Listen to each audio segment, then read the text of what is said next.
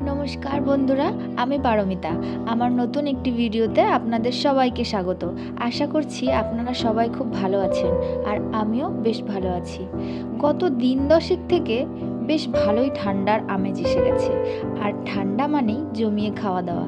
তাই বাড়িতে মা আর আমার আবদারে বোন বানিয়ে ফেললো আলুর পরোটা। বোনের আলুর পরোটাটা বেশ ভালোই বানায়, তাই বাড়িতে যতবার আলুর পরোটা হয় দায়িত্ব গিয়ে পড়ে ওর কাঁধে। তাই ও রেগে গিয়ে এবারে বলছিল, মানুষ যদি জেনে যায় যে তুমি ভালো রান্না করতে পারো, তাহলেই তোমার জীবনটা কি শেষ। এই কথা শুনে আমরা বাড়িতে সবাই হাসাহাসি করছিলাম। তো যাই হোক, ও আলুর পরোটাটা করতে থাকুক, আর ততক্ষণে আমি আপনাদেরকে একটা ছোট্ট গল্প শোনাই। এক যোগী ও চোরের গল্প। এক বৃদ্ধ যোগী ছিল, তিনি বেশিরভাগ সময়ই ধ্যানে কাটাতেন। তিনি মাটির মধ্যে এক গর্ত করে একাই বসবাস করতেন। তিনি খেতেনও খুব কম। তার সম্বল বলতে খাবার তৈরি করার দুটি পাত্র ও সামান্য দু একটি পোশাক ছিল। তার কাছে সমস্ত মানুষই ছিল সমান। তিনি মনে করতেন কারোর ক্ষতি বা কাউকে আঘাত করা কখনোই উচিত নয়। প্রতিটি মানুষ, প্রাণী, জিনিস, সমস্ত কিছুর মধ্যেই তিনি ঈশ্বরকে দেখতে পেতেন। আর তিনি এটা বিশ্বাস করতেন যে সমস্ত কিছুর মধ্যেই তার ঈশ্বর বিরাজ করেন। তাই তিনি সবাইকে বা সমস্ত কিছুকেই আমার প্রভু বলে সম্বোধন করতেন। একদিন একটা চোর যোগীর গর্তে ঢুকলো।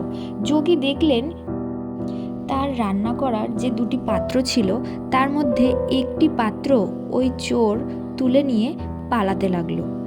আর এই দেখে ওই যোগী ওই চোরের পিছনে ছুটতে লাগলো।